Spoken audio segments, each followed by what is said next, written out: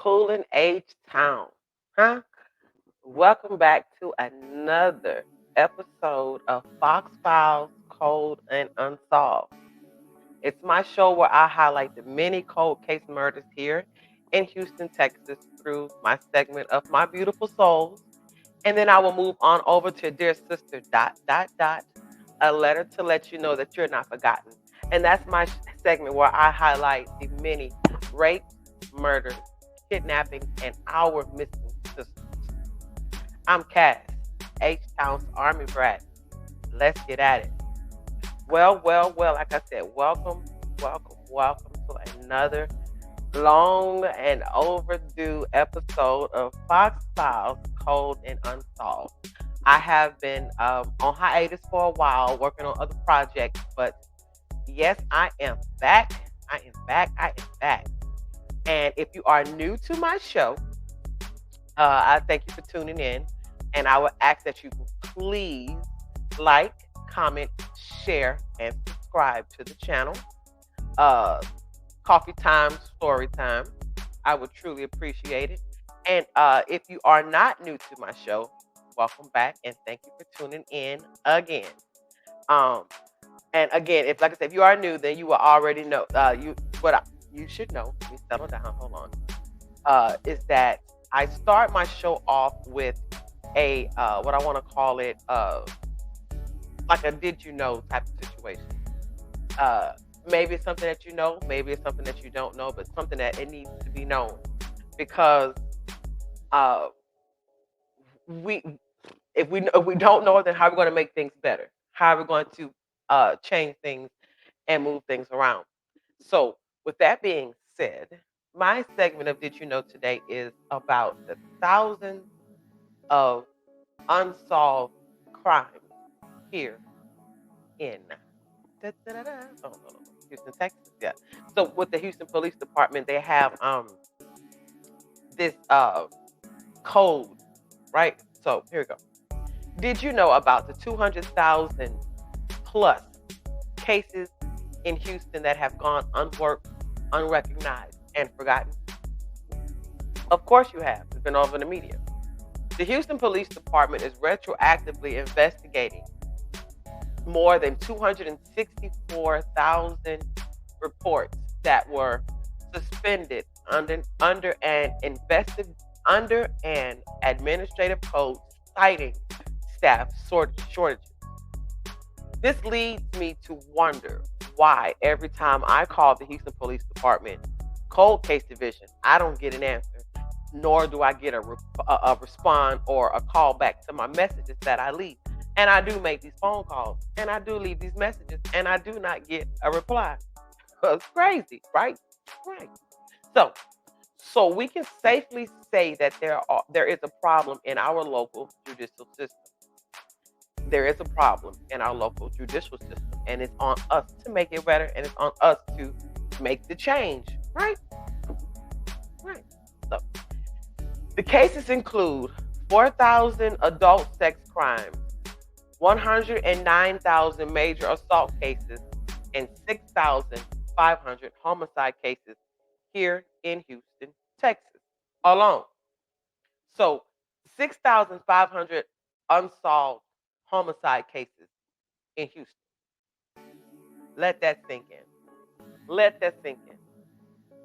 Just let it sink in. Hear it. 6,500 unsolved murders here.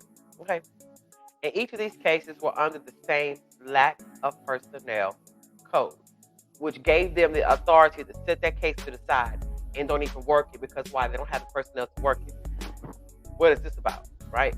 So for the past 8 years, this code was allowed for the people for the people who have sworn to protect and serve us to be able to slack up off their job, to slack up on their duty. So now they don't have the resources or they have the personnel to work on your case. So who cares about your murdered uncle? Who cares about your murdered child? Who cares about your murdered? Who cares? And it's 6,500 of them who's saying that, who's with the proof, shows that no one cares. So What do we plan on doing about it, Houston? Do we plan on allowing the system to continue to railroad us at any chance that they get? Or are we going to actually literally take a stand against the judicial system and put their feet to the fire and make them do their jobs? Apparently, that's what is going to have to happen. And are we willing to do so? Let's step up, Houston. Yep, let's step up, Houston. So, yes, ladies and gentlemen, that was my Did You Know segment. Did you know of the hundreds? I should have put hundreds of thousands. There's hundreds of thousands of unsolved crimes here in Houston, with the inclusion of 6,500 unsolved homicides. Let's talk about that. Let's talk about that, right? All right. So that was Did You Know? And I always love to give that information out, because maybe it can help somebody in their daily life, as far as maybe somebody in their family is murdered, or have been raped, or have been assaulted, or have been robbed, or it's because there's hundreds of thousands of reasons. I mean, of cases unsolved. So let's try to get together as a community, and let's help them solve some of these cases. Let's help them solve some of these cases. In case in point, because it's time for me to move on over to my beautiful souls. And again, like I told you, my beautiful souls is the segment where I talk about the cold cases here in Houston. And it's funny that it's 6,500, because I'm only able to locate maybe 30 to 40 of these cold cases. And again, when I contact the HPD, I don't get an answer. But anyway, so with my beautiful souls today is going to be Mr. Joseph Edward Moses. Y'all remember him? Houston, do y'all remember him? Yes, I remember Mr. Moses. Joseph Edward Moses was born in Houston, Texas back in 1937. He lived his life as just like everyone else did in his day and time. It is so sad to report that on the fateful day, it is so sad for me to have to report that there is so little researchable information about Mr. Moses' life. And that is so sad. You can barely find anything to give you any kind of inkling or kind of example of what kind of the life this man led. Only thing you have is the little bit amount of stories that is coming up. Oh, okay. Sorry about that, y'all. It's the little bit amount of stories that's coming up, and that's not right. That's not right. This is a man who was a pillar of his community, right? Right. But where does that matter, and why does that matter is the question. So as I digress, what I do know is, like I said, it is so sad to report that there is so little researchable information about Mr. Moses' life.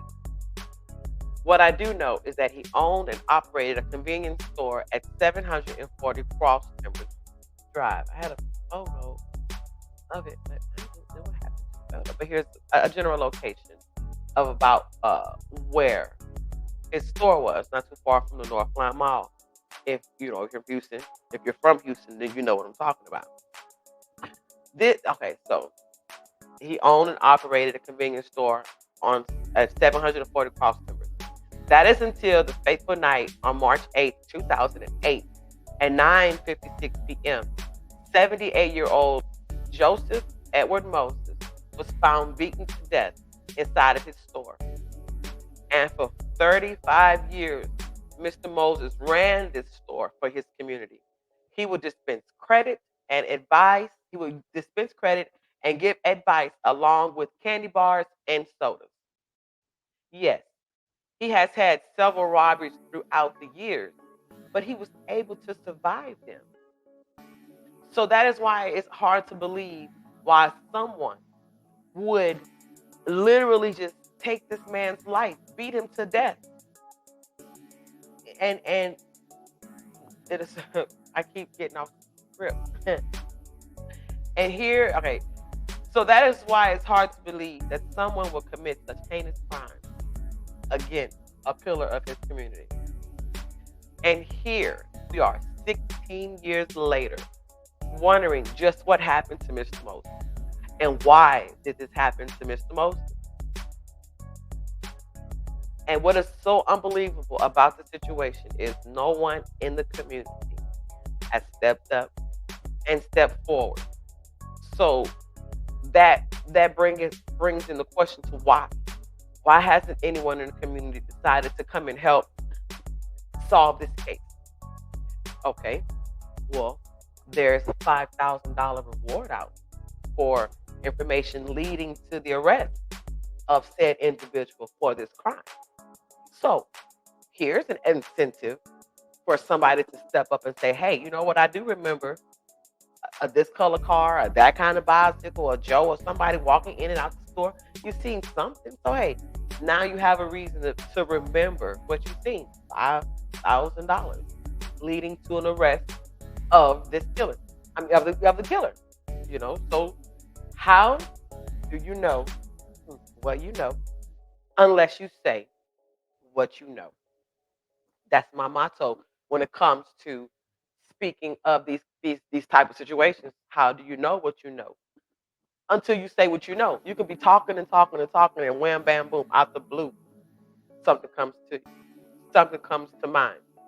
So if you have any information or think that you might know who very well could be involved in this crime, please, oh please, oh please do not hesitate to reach out to the Houston Police Department Crime Stoppers Unit at 713-222-TIPS, or the Houston Police Department Cold Case Squad at 713-308-3618.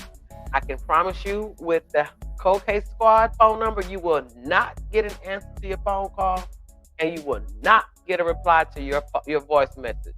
So if you would like to, and if you're not comfortable talking to the man, you don't want the man in your business, you don't want him to know nothing about you, your voicemail, your email, your phone number, anything, why don't you just reach out to your girl, Cass, at Santis7production@gmail.com.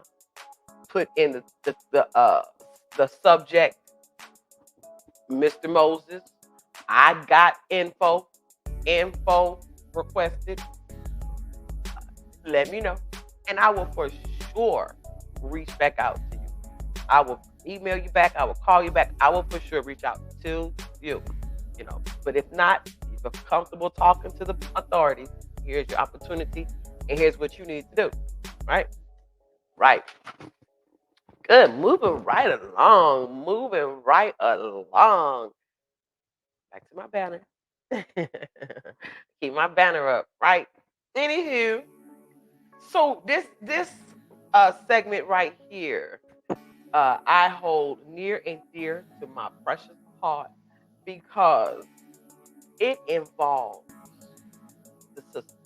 It involves my sisters. It involves the African American ladies, the black ladies, the brown ladies. It involves us because the coverage that is needed for us is not there.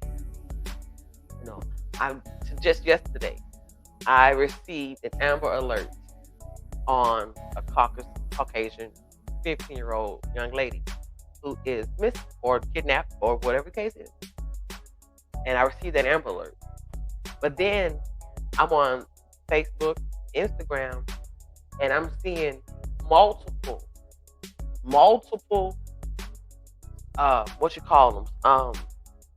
missing persons. Have you seen my daughter? Have you seen my son? And they're teenagers. They didn't get an Amber Alert. So that's why I love dear sister, ... a letter to let you know that you're not forgotten.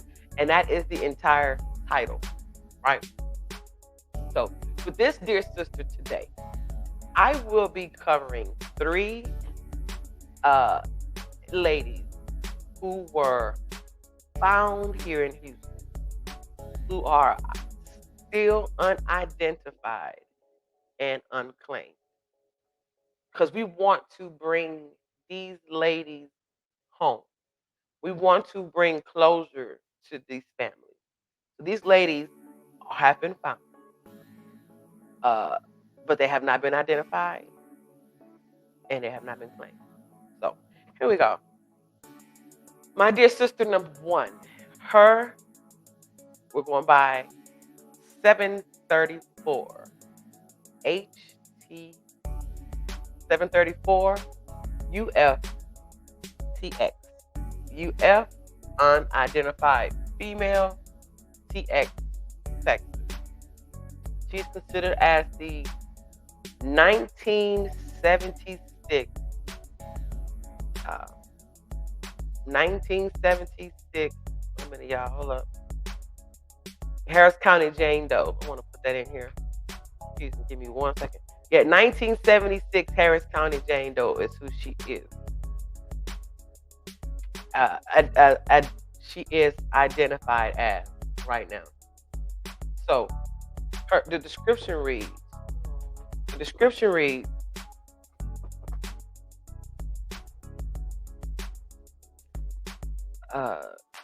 The decedent jumped from a moving vehicle on I-10 and Wirt Road. So she jumped from a moving vehicle. Y'all, that tells me there she was in some kind of peril, in some kind of something, to where she had to jump from a moving truck on I-10 and Wirt Road here in Houston. She was then taken to a local hospital where she died of her injuries, the injuries that she sustained. So, her estimated date of death is in 1976, and recognizable face, as you can see, and she jumped from a moving vehicle. She had fillings in her teeth. Her fingerprints are available, but her DNA is not. Okay. She was wearing a long green turtleneck sweater, size large, blue checkered flannel shirt, size medium, a white pullover sweater, size large, and blue jeans, size 32 by 33. She had on pink panties and brown shoes, size 5 medium. She was wearing jewelry. 1 silver colored earring, 2 silver colored rings, 1 with a turquoise stone, and there is no more personal items or information available. She was found on September 30th, 1976. African American, she's female. She's about 5'8" and weighed 135 pounds. And her hair color is black. 1976, Harris County, Jane Doe, y'all. Do you know her? Have you seen her? Can you recognize her? Are you missing her? Being that it sounds like she jumped from a truck, that makes me believe that maybe she was in a situation to where maybe she was into prostitution, um, or maybe she was into prostitution, and at that time, or maybe she was getting kidnapped. I can't say. Yeah, I mean, it's a lot of questions that you have around this. Like, what really happened, and how did this happen to her? Right? All right. I missed the page. Anyway, so that was 734. Put her up again. 734. Harris County, Jane Doe. 1976, Harris County, Jane Doe. Dear sister. Okay. And moving right along. So my next one here doesn't have a name. Again, she does not have a place. She doesn't have a location. She doesn't have an origin. She does not have an identity as of yet. And she doesn't even have a catchy name like the Harris County Jane, though. She is just 724 UFTX. All right. Right.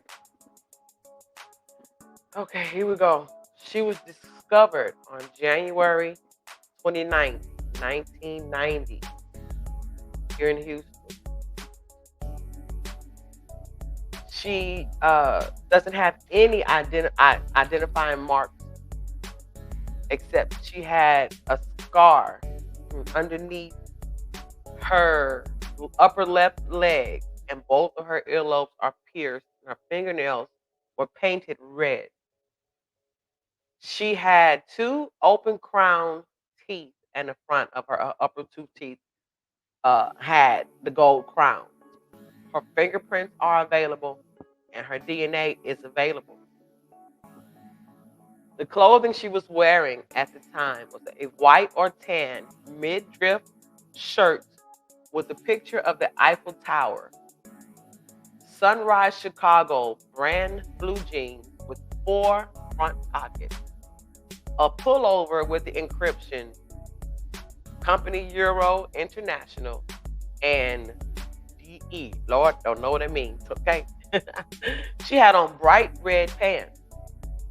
Her jewelry was gold dangly earrings in a dollar sign shape. And there's no additional personal information about, on her.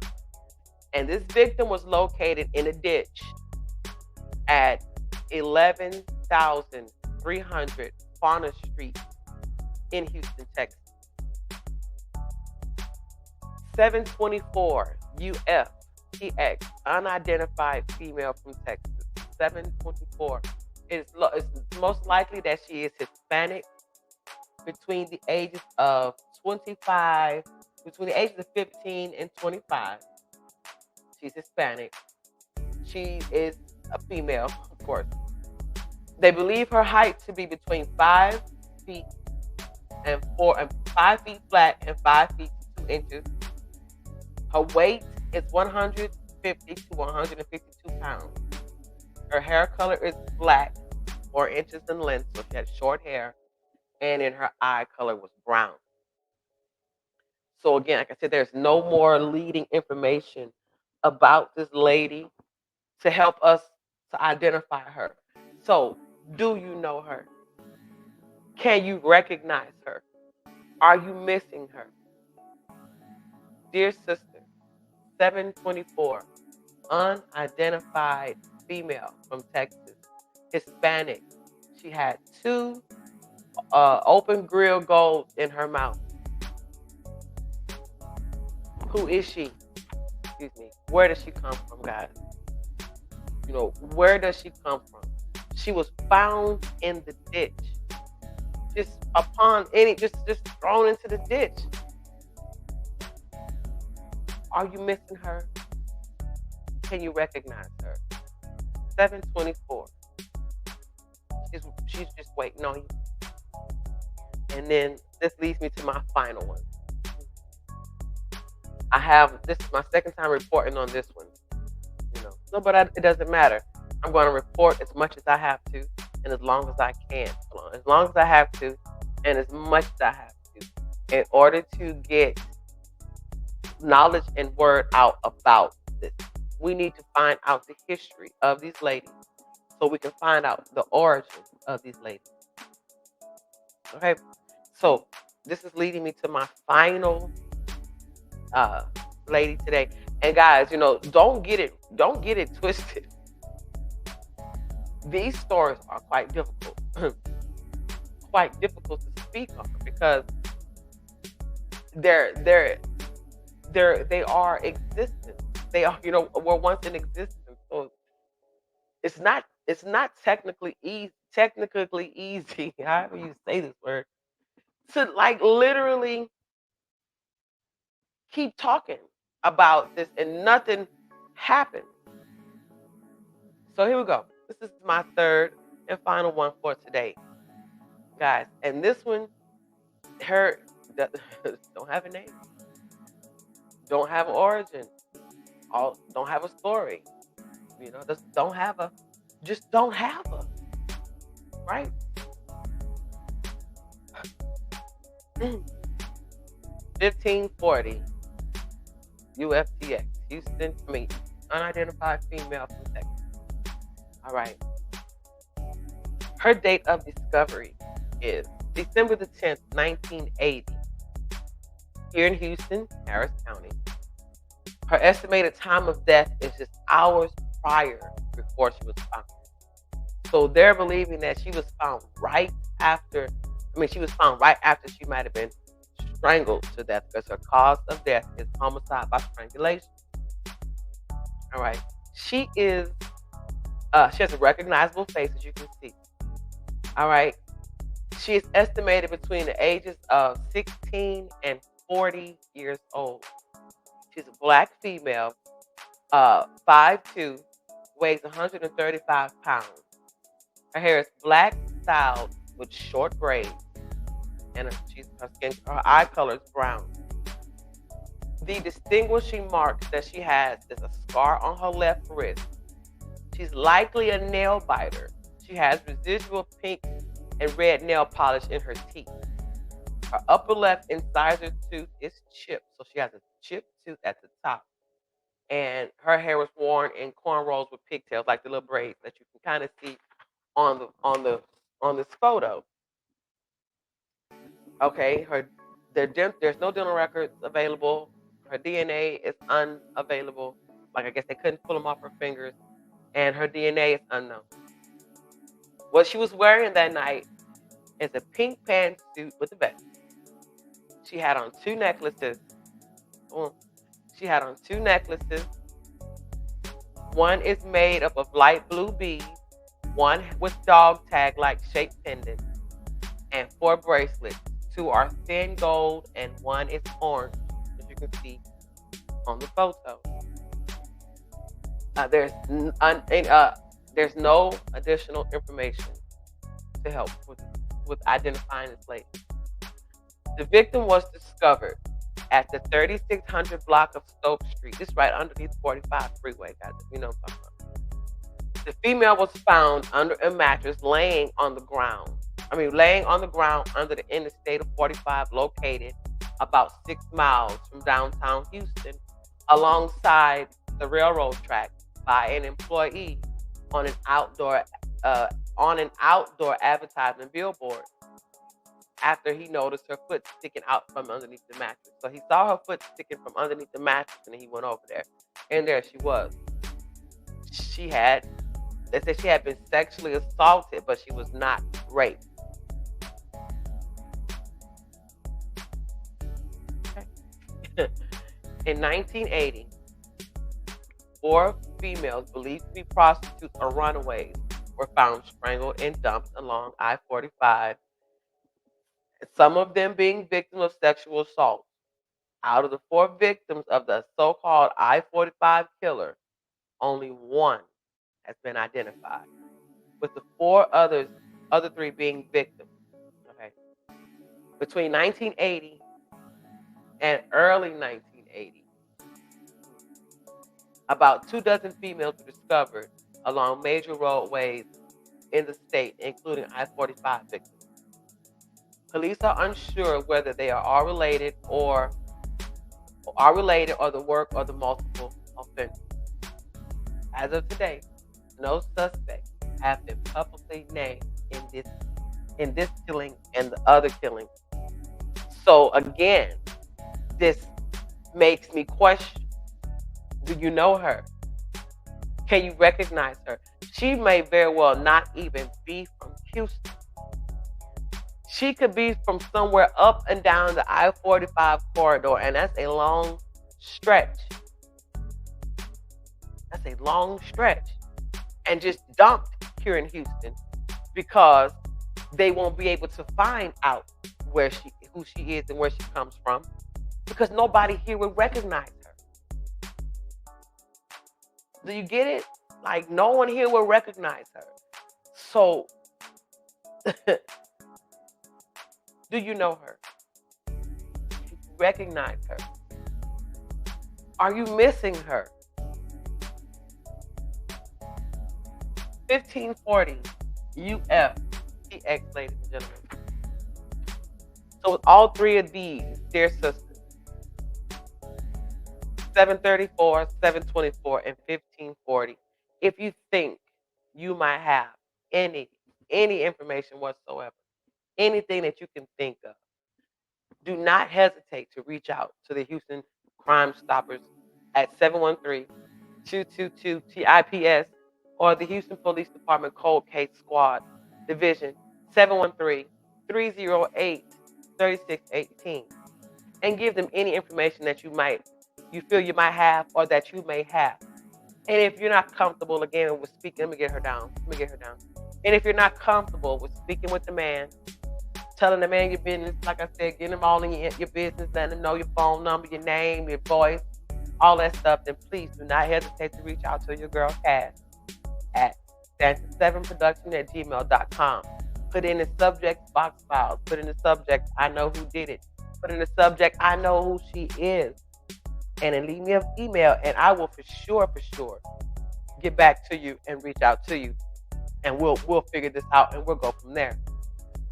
And we truly will, because I am passionate about getting the word out on these situations, getting the word out on this information, because how can we know? Again, how do you know what you know unless you say what you know? Because you don't know what kind of information that you're holding inside about anything. And then how can we move forward as a community, as a city, if we have so many unsolved cases right now as it is? All right. So y'all, it's time for me to plug in a little plug a Doug. Santa7 Production is hosting a casting call. And here we go. Salutations, ladies and gentlemen. Solo woman speaking. Lady Shay and myself are reaching out to you regarding our June 2024 casting call for our next murder mystery dinner. And let me tell you, murder is no mystery. Through a Santa7 production, along with Model Essence Talent Agency, you will learn our characters, our theme, and of course be selected as our suspect, our victim, or one of our leading characters. So take advantage of this opportunity to join a team of talented folk who share our same love for theatrical performances. Here is what you need to do.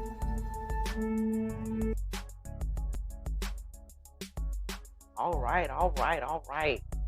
So yes, Santa7 Productions, we're at it again. If you are interested, that's what you need to do. So, heading on to the end of our show, I like to do what I call a wrap 'em up, cap 'em up.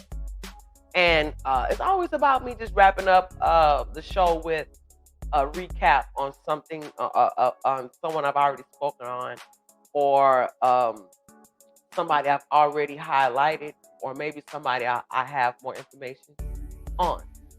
So today's wrap 'em up, cap 'em up, so dear to my heart, because she's the first story I reported on, the first story that I researched, the first story I investigated, the first story. And she is near and dear to my heart, and I feel like that's my best friend, Miss Kanisha Siobhan Dixon, y'all. Kanisha. She was known as a loving, caring, kind young lady. She had just moved to apartment complexes. You know what? Let me read. All right. I know it's hard to believe that Kanisha's murder has not been solved. Better yet, investigated. Upon focused effort, I was able to gather a little more information on who she was and where she came from. Kanisha was born in Arkadelphia, Arkansas on August the 2nd, 1978. And from my understanding, she was also raised there.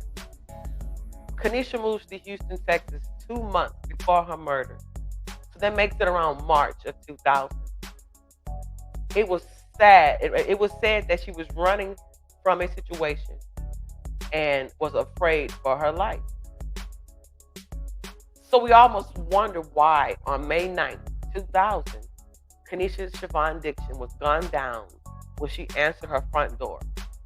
It is unclear who called the authorities to report the body, as well as it is unclear if anyone was in the apartment with her at the time of her shooting. However, what is clear is that there was a gun located near her body, and this gives the police reason to believe that she answered the door holding the gun. Was she in fear for her life? The authorities believe that this is the case.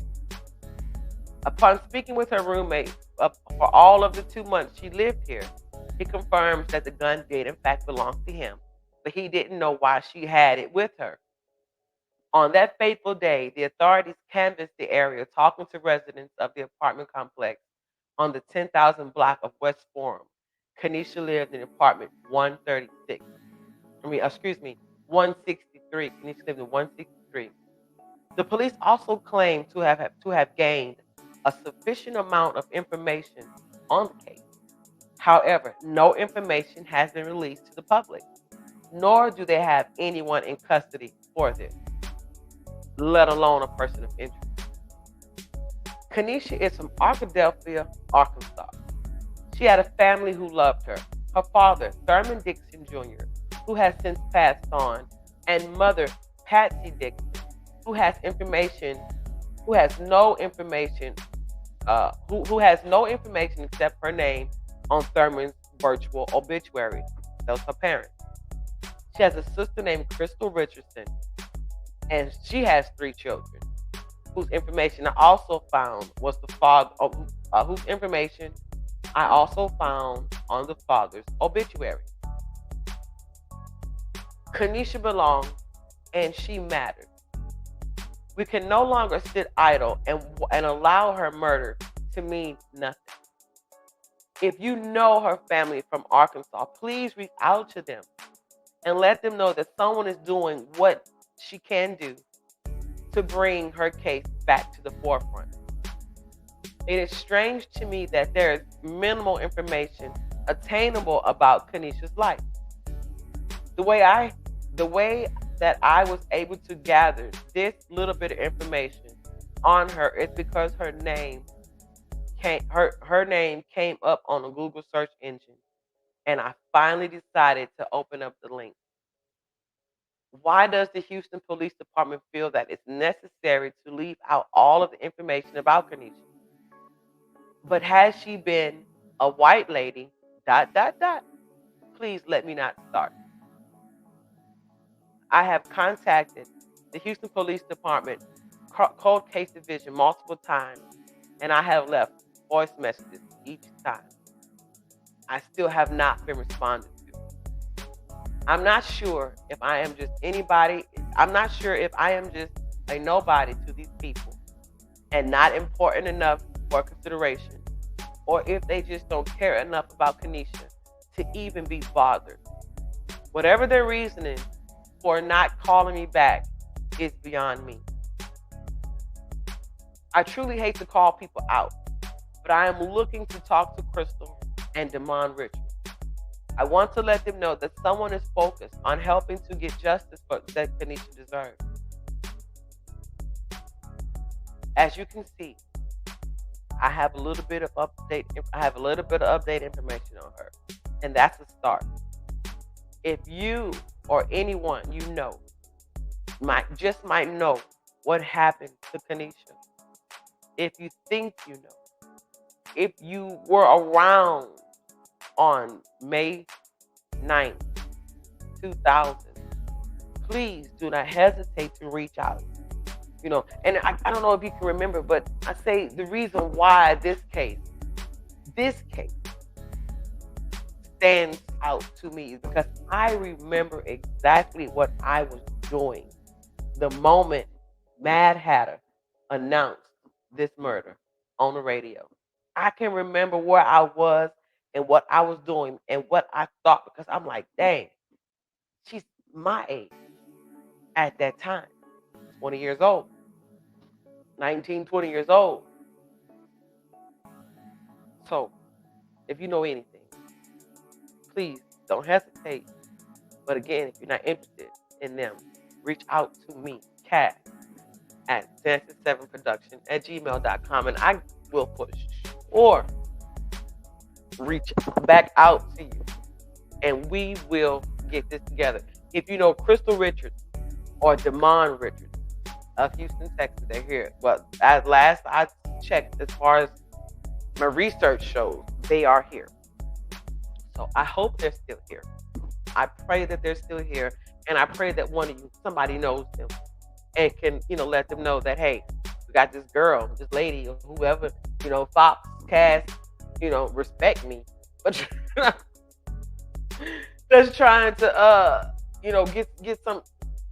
get some information and get Kenesha's case back into the forefront so somebody can actually work on this again, right? All right, guys. That was it. Look, I done ran through all my little sheets. I done ran through them. So, hey, nice. Okay, I ain't mad at you. Well, thank you so much for tuning in to Foxxx Files Cold and Unsolved. Again, if you have anything you want to talk about, any cases that you want me to highlight and bring up, please reach out to me. Send me an email at Sansa7production at gmail.com and put in the subject bar a new case, or my auntie's missing, my sister's gone, my daddy's a cold case, my brother's a cold case. It doesn't matter. I will for sure get back with you. All right, because again, like I said, how do you know what you know unless you say what you know? So to wrap up my show today, we the 200 something thousand plus cases here in Houston that have not been solved, and 6,500 of them are homicides, which includes Mr. Joe Moses was murdered in his own convenience store, 740 Cross Timbers, back in 2008. We have my she's 724 UFTX, 734 UFTX, 1540 UFTX, and Kenesha Dixon, guys. That is my show for today. I thank you all so much for tuning into Foxxx Files Cold and Unsolved. Please don't forget to like. Please don't forget to share. Please don't forget to subscribe. And please don't forget to comment if need be. Thank you. Tuning in. Peace. I ain't gonna make an outro, but yeah.